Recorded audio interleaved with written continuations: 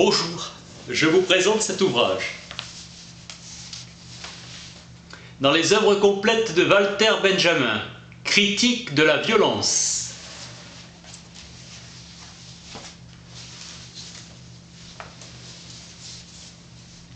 Décrire la relation de la violence au droit et à la justice. Une cause devient violence à partir du moment où elle touche à des rapports moraux. La violence se trouve dans le domaine des moyens et non des fins. En des cas déterminés, la violence est moyen pour des fins justes. Violence comme donnée naturelle s'opposant au droit positif qu'il a défini comme produit d'un devenir historique.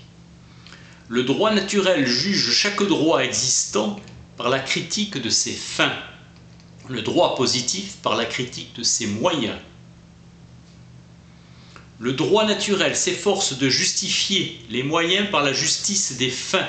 Le droit positif s'efforce de garantir la justice des fins par la légitimité des moyens.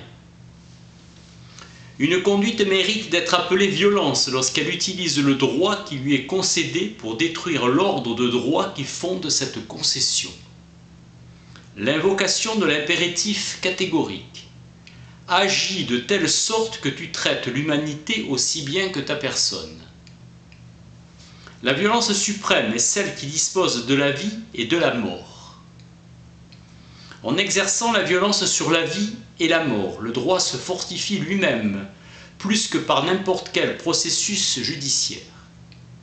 Et l'ignominie de la police tient à l'absence de toute séparation entre la violence qui fonde le droit et celle qui le conserve.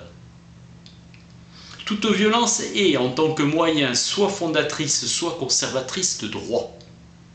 Aucun compromis, même librement accepté, ne peut échapper au caractère d'une contrainte. En interdisant la tromperie, le droit limite l'emploi de moyens tout à fait non violents, car il pourrait par réaction provoquer de la violence. La grève, dans la lutte des classes, doit être considérée comme un moyen pur.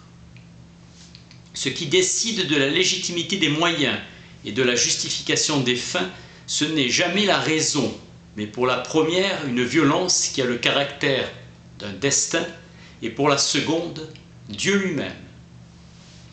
Dans tous les domaines, Dieu s'oppose au mythe, ainsi à la violence mythique s'oppose la violence divine. Quant à nous, nous professons que, plus haut encore que le bonheur et que la justice d'une existence, se situe l'existence en elle-même. Tous les préceptes religieux condamnent le meurtre. L'ancienne pensée mythique désignait comme porteur de culpabilité le simple fait de vivre. Il faut rejeter la violence conservatrice de droit, violence administrée qui est au service de la violence discrétionnaire. La violence divine, qui est insigne et sceau, n'ont point jamais moyen d'exécution sacrée, peut être appelée souveraine.